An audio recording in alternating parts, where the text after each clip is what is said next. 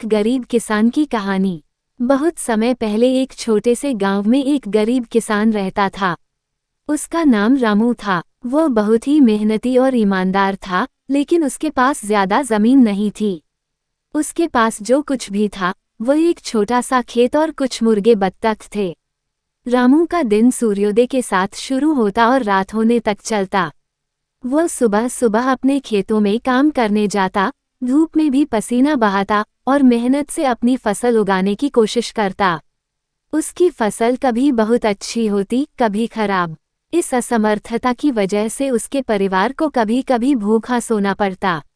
रामू के पास खाने के लिए इतना नहीं था कि वह अपने परिवार का पेट भर सके। उसकी पत्नी सरस्वती भी बहुत दुखी रहती थी, लेकिन वह कभी भी अपनी परेशानियों का जिक्र नहीं करती।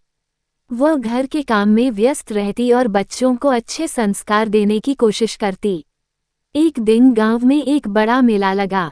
रामू के मन में भी इच्छा हुई कि वो मेले में जाए, लेकिन उसकी हालत ऐसी नहीं थी कि वह कुछ खरीद सके। फिर भी एक छोटी सी आशा लेकर उसने सोचा कि कम से कम एक बार तो देखेगा ही।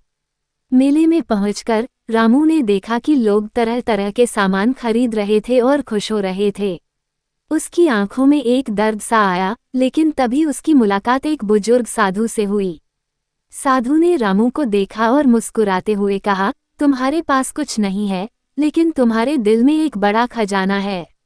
मेहनत और ईमानदारी से तुम अपनी तकदीर बदल सकते हो।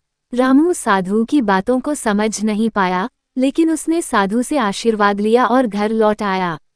उस दिन के बाद रामू ने और भी मेहनत करना शुरू किया। उसने अपने खेतों में नए तरीके से काम करना शुरू किया। अब रामू खुशी से अपने घर पर रहता है, अपने फैमिली के साथ।